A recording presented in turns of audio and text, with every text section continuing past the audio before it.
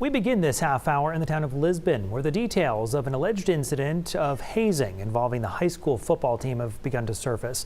Earlier this month, the school district hired a law firm to investigate. That report has now been made public. Here's News Center Maine's Pearl Small. Many parents tell me that on this football field is where their children thrive.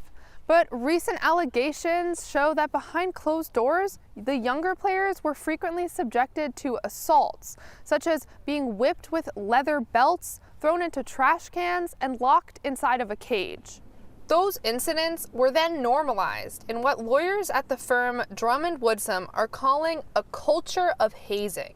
The firm was asked by the school district to conduct an independent investigation into the Lisbon High School football team. Before the investigation was over, Superintendent Richard Green chose to suspend the football team's activities. Not only did this end their season early, but it automatically activated a 2-year ban with the Maine Principals Association. This was devastating to the parents and children in the school's community. These kids don't even understand why they're in trouble. That's the voice of a woman who has 2 boys on the football team. Like many of the parents I spoke with, she wanted to remain anonymous to protect her children.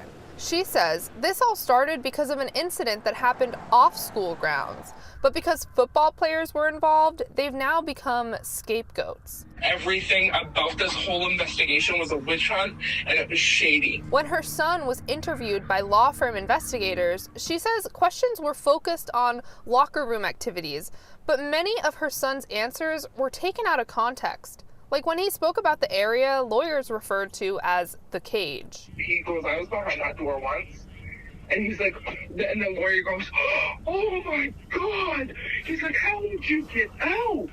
He made my son a victim. Her son said many of the activities were lighthearted and consensual, but the report called that attitude one of the biggest problems, adopting the belief that harmful incidents can be considered horseplay and therefore not be reported. I spoke to another parent who says that not only is football an outlet for his kids, but it also helps keep them in line.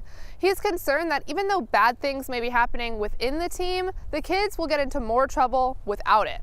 Those thoughts are echoed by other parents who believe more oversight should have been the immediate solution and suspending the team should have been the last resort.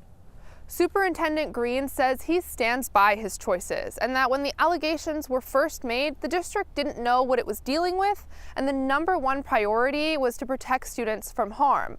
That being said, he doesn't believe that the school deserves a 2-year ban, and he says the district plans to appeal that with the Maine Principals Association. In Lisbon, Pearl Small, News Center, Maine.